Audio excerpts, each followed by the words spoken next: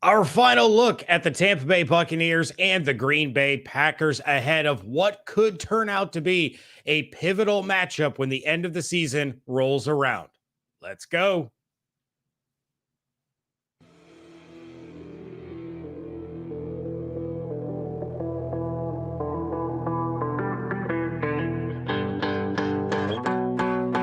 You are Locked On Buccaneers, your daily Tampa Bay Buccaneers podcast. Part of the Locked On Podcast Network, your team every day.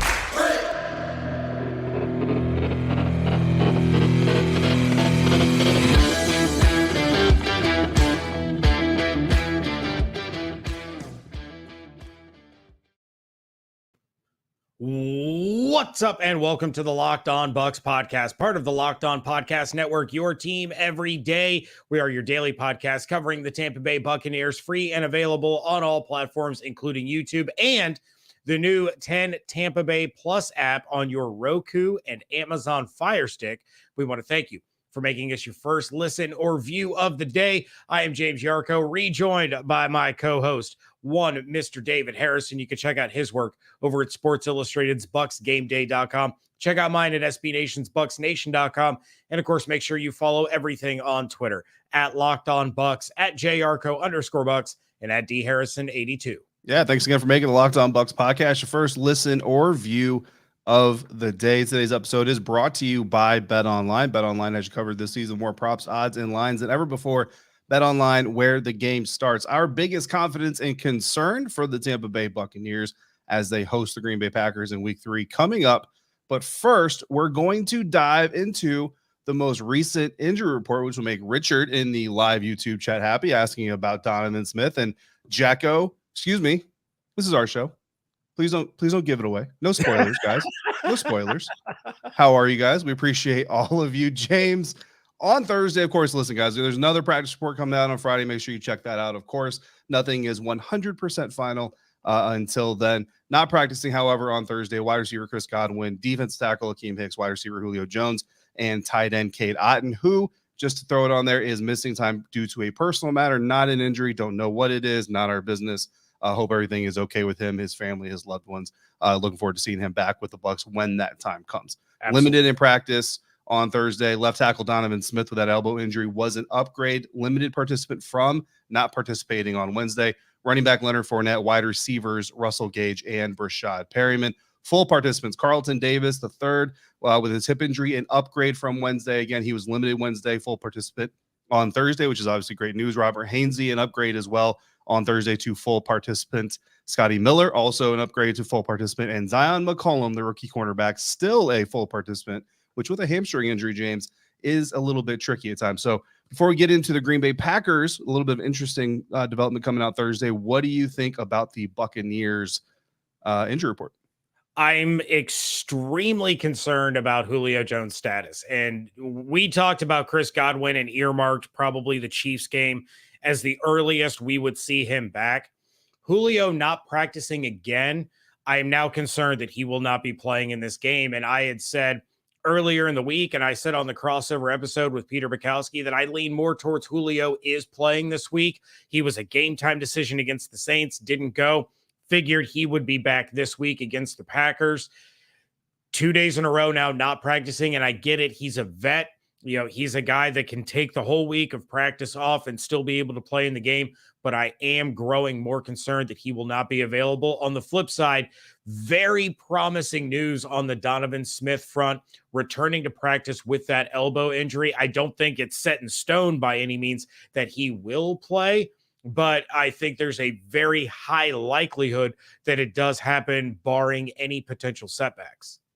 Yeah, again, it's kind of it's a pain management thing, right? The same thing they said going into New Orleans. It's all about the pain and how he can play with it or without it, how much it impacts him. And so, but you got to figure if he was close last week, one more week, usually it's better. And listen, it's the Raymond James Stadium crowd. He's going to want to get out there and play. So you can be sure that if Donovan can go, he absolutely will go. For the Green Bay Packers, not participating on Thursday, wide receiver Allen Lazard, Sammy Watkins, Christian Watson, all not participating. That's a change from Wednesday because they were all limited in practice Wednesday, not participating on Thursday. Randall Cobb still not practicing. Mercedes Lewis, the tight end, also not participating in practice on Thursday. David Bakhtiari, offensive tackle, a limited participant on Thursday, as was nose tackle Kenny Clark. And that's probably the biggest part of this injury report on Thursday, James. A new addition with a groin injury. And I can just tell you, it just happens to be that I cover another team, the Washington Commanders, who had a defensive tackle, not a nose, but a defensive tackle, suffer a groin injury. And while Jonathan Allen did play against the Detroit Lions, he was not quite 100%. You could kind of tell, and it definitely impacted the game. So we'll talk about that here in a minute. And then offensive lineman Elton Jenkins, still a limited participant on Thursday. Yeah, I mean, it's every bit concerning for Packers fans as it is for Buccaneers fans, taking a look at these wide receiver rooms. And again, I said it yesterday on the crossover with Peter Bukowski. I'll say it again. It's eerie how similar these two teams are. You have two first ballot Hall of Fame quarterbacks that can't quite seem to get the pass game going.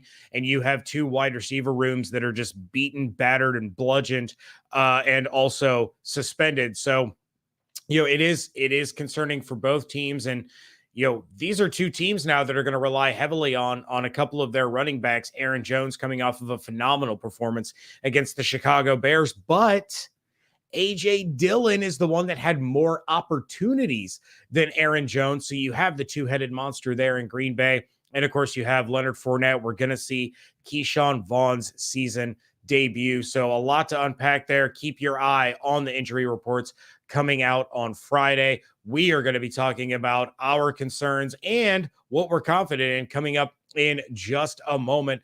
But first, imagine the perfect setting. You've done everything right.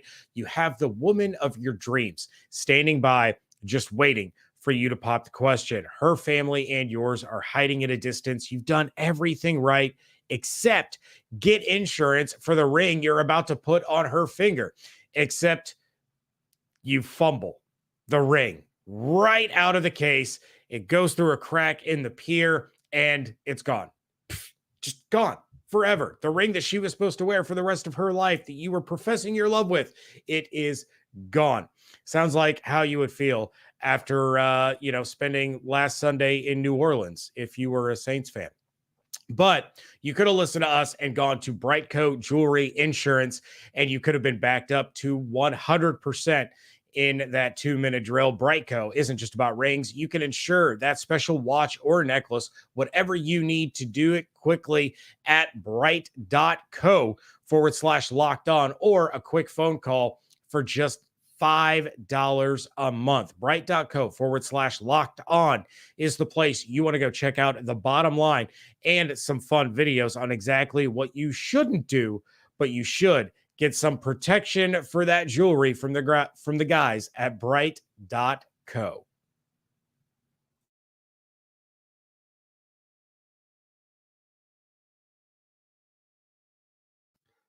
All right, thanks again for making the Locked On Bucs podcast first listen or your first view every single day. Our bold predictions and players of the game are coming up in segment 3, and we're going to pick some NFL games that are coming up this weekend. So if you have your own bold predictions, your own players of the game, let us know in the comment section. But right now, we're going to talk about our confidences and our concerns heading into this weekend's matchup. James, your confidence, sir. The Green Bay Packers visiting Florida for Tampa Bay's homecoming, their season opener happening in week 3. It's almost like the NFL schedule makers just hate Tom Brady.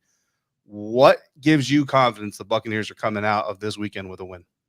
It's the same thing that gave me confidence last week, and it's the defense. This defense has been absolutely outstanding. They're the number 1 scoring defense in the NFL. They have allowed 1 touchdown in 8 quarters, and that touchdown was in garbage time.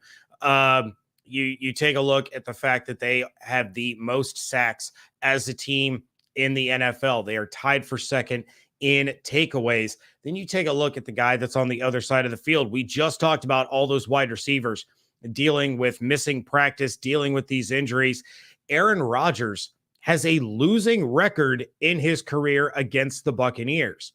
And the Buccaneers are the only team in the NFL that he has played against over the course of the last 50 years, however long he's been in the league, where he has more interceptions than touchdowns. Yes, he has 9 interceptions when facing the Buccaneers, and only 8 touchdowns. That's as many interceptions as he has in his career against the Vikings and the Lions. That's a lot. Yeah. And he faces those teams way more than he faces the Buccaneers, not to mention in the head-to-head matchups. And I know quarterback wins aren't a stat, and Brady and Rodgers aren't actually on the field together at the same time. So it's not really Brady versus Rodgers, but it's Brady versus Rodgers. And Brady has the 3-1 career record against Rodgers. I get the feeling that this defense is going to harass Aaron Rodgers all day long.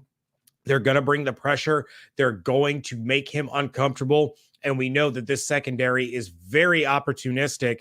Look for my dude Jamel Dean once again to get his hands on the football.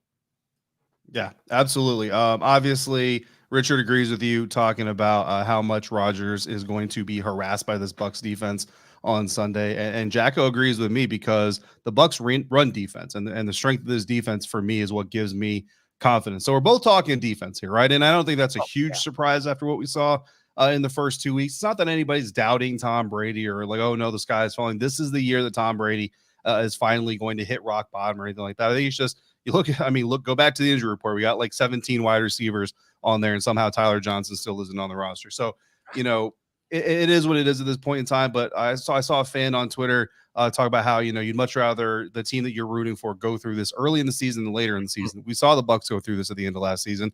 Doesn't work out right. So they're going through it in the beginning of the year. Hopefully that leads to them not going through this later. I mean, it's not a guarantee that that's what it means, but we can always hold out hope for that. But that Bucs run defense, listen, I know the teams, maybe the run defense hasn't been at its peak that we've seen in recent years, but I think it's still pretty darn strong now. Akeem Hicks and his playing status, which doesn't look too good at this point, obviously has something to do with that. But I think even if Akeem doesn't go, I think what the Buccaneers defense has in the ability to, one, play solid up front in the line of scrimmage, two, get support from the linebacker position. And then look, you got guys like Keanu Neal, Mike Edwards will stick his nose in there. Antoine Winfield Jr. Will play 100 pounds bigger than he actually weighs on any given Sunday. So I think the Green Bay Packers and you and Peter Bukowski of the Locked On Packers podcast kind of talked about this on the crossover, which was a great crossover, by the way. All of you need to go listen to that if you haven't already. Get some insight from our Packers insider.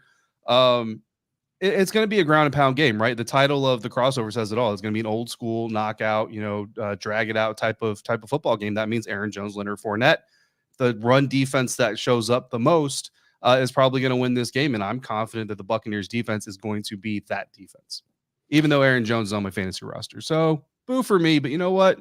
I'd rather our listeners and viewers be happier than my fantasy team. Aaron Jones is also on my fantasy team, and I received a trade offer today for Mike Evans for Aaron Jones that I'm pretty much going to take because I also have Eckler and Kamara, but that's neither here nor there. I'm with you. Devin White after the game against the Saints stressed the fact that their run defense has not been up to their own standards. They have struggled a little bit early on defending the run. I believe they're 15th in the NFL in rushing yards allowed per game.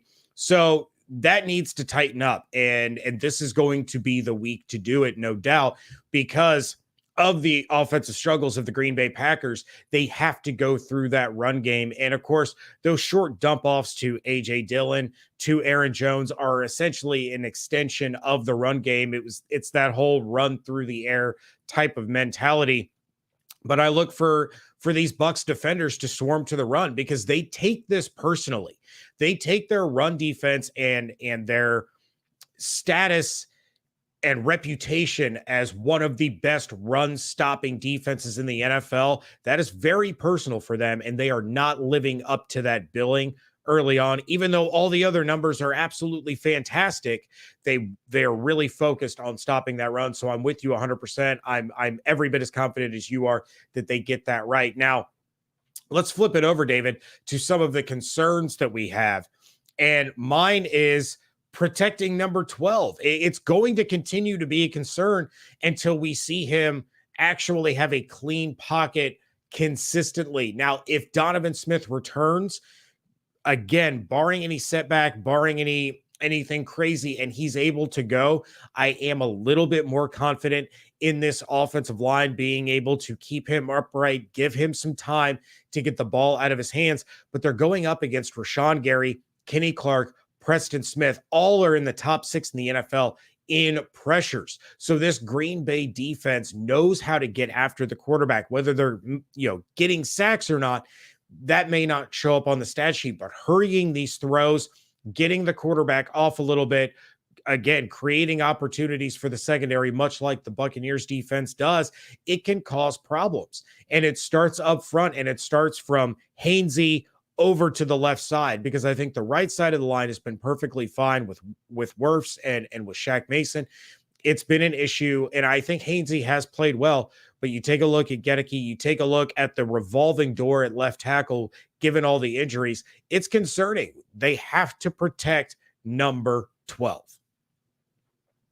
Absolutely. And I think it's going to be a concern until, well, honestly, it stops being a concern. It's only going to stop being a concern when these guys play really, really well together and they can stay on the field together. Rotating offensive linemen, never a good thing, especially when you have a statue back there, legendary statue, but still a statue. Also, shout out to the YouTube live chat for bringing up Tenard Jackson, one of 3 Bucs DBs to intercept Aaron Rodgers way back. I don't know if it's way back, but it's back in the day enough. You mentioned Josh Freeman actually on the crossover. So Josh Freeman getting a lot of mentions this week. Albert Mack and Aqib Talib, the other 2 DBs, getting interceptions on Aaron Rodgers back when Josh Freeman was still leading this team. So there's a blast from the past for you. Fortunately, we're on to better playoff experienced days these days in Bucs land. So that's a good concern. James, my concern is going to be about Leonard Fournette wearing down. And honestly, this is kind of a concern that's just going to kind of continue to build. I mean, I love how many touches that Lenny is getting. I think it's great that they're getting him so involved and really kind of delivering on this offseason promise to really kind of harp on the running back and the running game itself. And then, of course, Lenny's going to get his targets and some receptions and all that. But again, something that you talked about on the crossover was Keyshawn Vaughn getting on the field. Rashad White maybe, getting going a little bit. Like we saw a lot of flash from Rashad White during training camp and in the preseason. And I love my Sun Devil brother. He knows that. I said hi to him in the locker room after the Saints win. Everybody was hyped up. I made sure I went over and said hi to my fellow Sun Devil.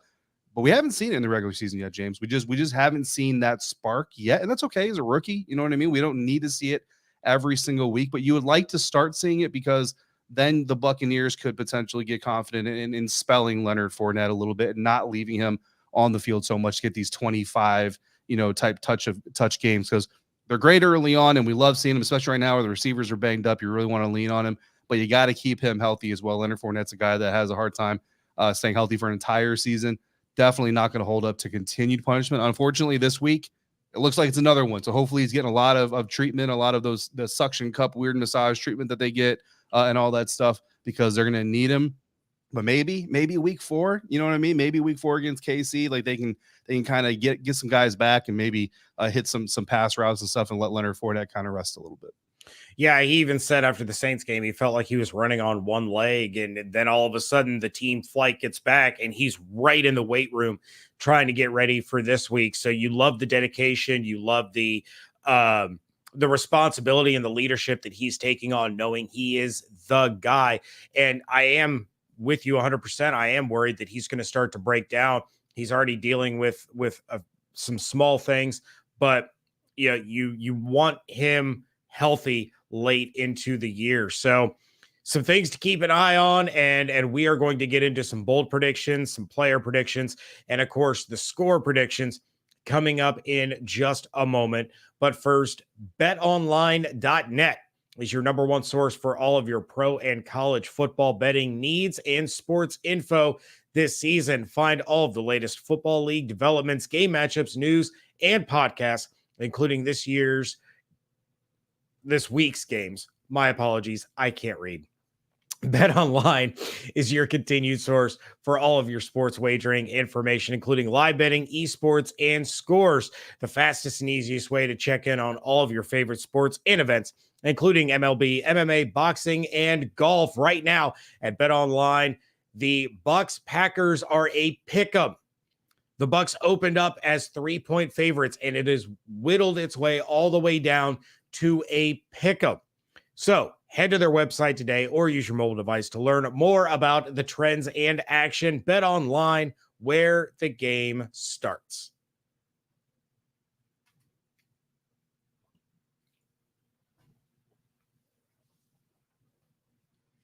Wrapping things up here on a live edition of the Locked On Bucs podcast. And David, it is time for predictions. Let's start things off with our bold predictions. Then we're going to get into our predicted players of the game, and we'll get into some other game picks and our final scores. My bold prediction is going to be kind of bittersweet for Bucs fans because it's a little bit of good news, a little bit of bad news. But I am saying that neither quarterback in this game will throw for over 170 yards, and neither quarterback will have a touchdown pass.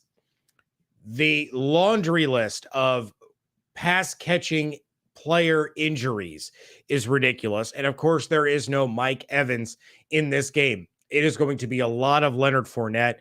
It is going to be some Rachaad White and some Keyshawn Vaughn. For the Packers, it's going to be a lot of Aaron Jones and a lot of A.J. Dillon. I don't know if Aaron Rodgers really trusts too many of his receivers right now. And of course, that's going to change the more they work together. But this is going to be a old school football game. It is going to be run heavy. It is going to be defensively focused. And I don't see either one of these quarterbacks having a good game on Sunday. Sorry, I was looking something up. So in the 320 games that Tom Brady has played in his illustrious NFL career, James, how many times do you think he has thrown for fewer than 170 yards? 320 games. 7. Wow. Okay, that's a little crazier than I expected. 39 times. 39 times in 320 tries. Tom Brady's thrown for less than 170 yards. I don't know what the percentage on that is. I don't have a calculator in front of me. I'm not that good at math, but that's not a very good chance. So that is definitely bold. I will give you credit for the boldness. My bold prediction, real quick, before we do that, let me throw up Richard's bold, which is Devin White gets 3 sacks. Would love to see that, of course. Anytime number 45 gets live, it's always exciting. And who knows, maybe he throws some shade on another quarterback. We'll see what happens at the end of the game. My bold is obviously going to fly in the face of your bold because my bold is that 2 Buccaneers tight ends are catching touchdown passes. Ooh. Although, I don't know, maybe Leonard Fournette's loosening up the arm. I mean, those touchdown passes may not come from Tom Brady, so you never know how that's going to work. But my bold prediction. Does Cole Beasley throw passes? Did he do that in Dallas? Is that a thing? Know. Maybe. I mean, he's got a shot, doesn't he? Why not? Shout out to Rick Stroud.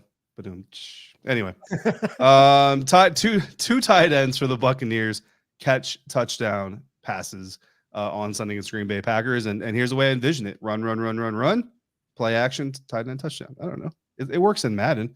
My player of the game, if you guys haven't picked up on it yet, is running back Leonard Fournette. Like this game is going to break with the way that Leonard Fournette breaks. And look, he doesn't even have to have an amazing statistical production. They just need to keep themselves on the field, keep the defense on the field, keep them fresh, keep them energized, go out there against the Packers offense, kind of like he did in New Orleans. Leonard Fournette's stat box didn't blow the doors off of anything, but he was a very valuable part of that game and a very big reason why the team still had the opportunity to win when they did. I see a very similar type game.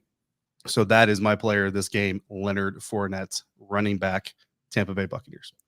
Yeah, I went into our show doc when you had texted me and said, "Hey, I need you to fill in your stuff so I can fill in mine," and you had already taken my player of the game. Well, that's because I picked players first, sir. So that is my birthright, and I staked claim to it. Fair enough. I'm watching the Game of Thrones prequel. But it just shows that we're on the same page 100%. There are some games where you and I just see things playing out completely differently. I think next week is going to be one of those weeks. But I already had a backup in mind because I think Shaq Barrett is going to continue to torture Aaron Rodgers. He was in Rodgers' face constantly in the 2 games back in 2020. The NFC Championship was technically 2021, but it was the 2020 season. And Barrett has been a monster through the first 2 games. He's consistently getting pressure. He is consistently disrupting the quarterback. He is one of these games, he is going to break through and he is going to have a monster multi-sack performance. Is that this week? Yes, it is. It absolutely is. We're talking a hat trick for Shaq Barrett in this one. He's going to be all over Aaron Rodgers.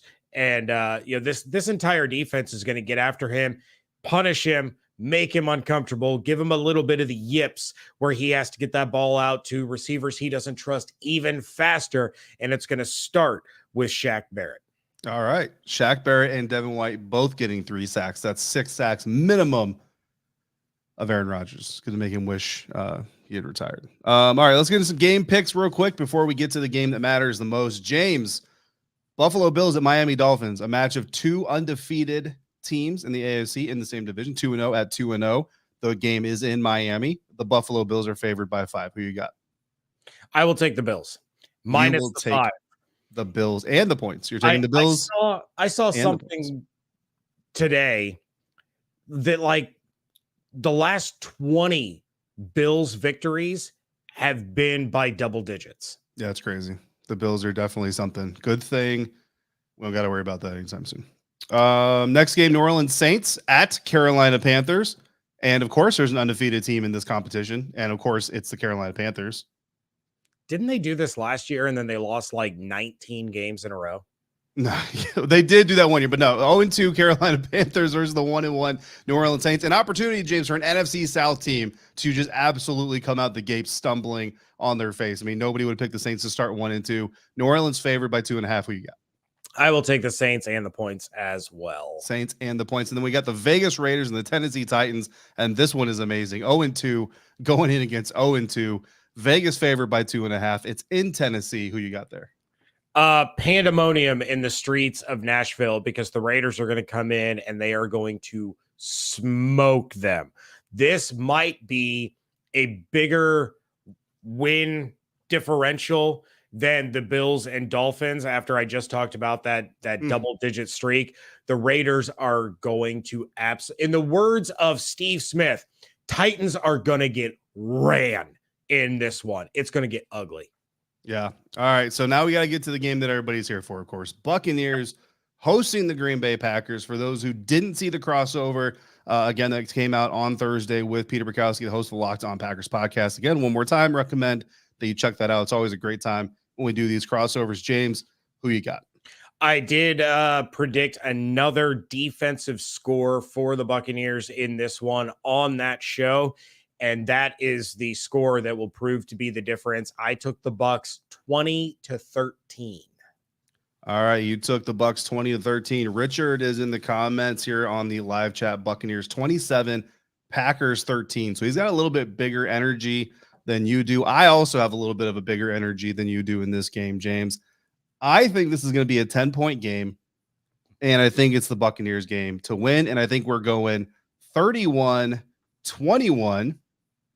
Jacko coming in at 33-16 with more energy than all of us combined. So I love that. Also, I love Richard and Jacko just taking over the chat here tonight. So appreciate you guys. Appreciate all of you for joining us. But that's our score predictions. James, you got 20-13 Buccaneers winning. I've got 31-21 Buccaneers winning. Either way, they're covering the spread because it's even, so it doesn't matter what the spread is. And or there is no spread. And the Bucs are 3-0, and I will be on hand in Tampa to watch the 3-0 Buccaneers host Patrick Mahomes and the Kansas City Chiefs. Yeah, and if the Bucs are going to lose one of the next 2 games, Bucs fans should hope that it's the game that you are going to, because at the end of the season, losing to an AFC team is not going to matter. This is a big game. We could look back on this one late in the season when tiebreakers start to be involved as to whether or not the Bucs are hosting the Packers or the Bucs have to travel to Lambeau in a playoff setting. So this one could have some major implications, and we will be back to break it all down. Hold up. Let's talk for 1 second about you jinxing my perfect record. I'm not the Buccaneers being undefeated when I am in person in the press box during the regular season. Buccaneers are undefeated, including last weekend's streak-breaking win over the Saints, Mr. Yarcho. I'm not trying to jinx it, but maybe you should think about the playoff implications of the games you choose to go to, sir. My fictitious streak is more important than the Buccaneers playoff position. That's all right. The only regular season game that I'm going to get to go to this year is also against an AFC opponent. So it is what it is. But the Buccaneers are 0-2 when I'm in the press box.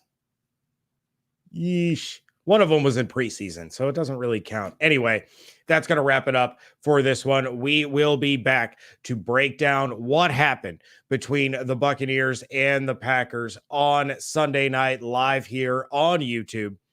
We want to thank all of you for making us your first listen or view of the day. Now, make your second listen to Peacock and Williamson NFL show. Brian Peacock and former NFL scout Matt Williamson give you the expert NFL analysis in less than 30 minutes. It is free and available wherever you get your podcast. Send us your reactions to the game by leaving us a voicemail at 813-444-5841 or send us a good old-fashioned email at lockedonbuckspodcast@gmail.com. Check out David's work over at bucksgameday.com. Check out mine over at bucksnation.com and follow all the action on Twitter at LockedOnBucks, at JYarcho_Bucks, and at DHarrison82. Hope you all have an absolutely outstanding weekend. Stay safe, stay healthy, fire those cannons. And we thank you so much for joining us right here at Locked On Bucs.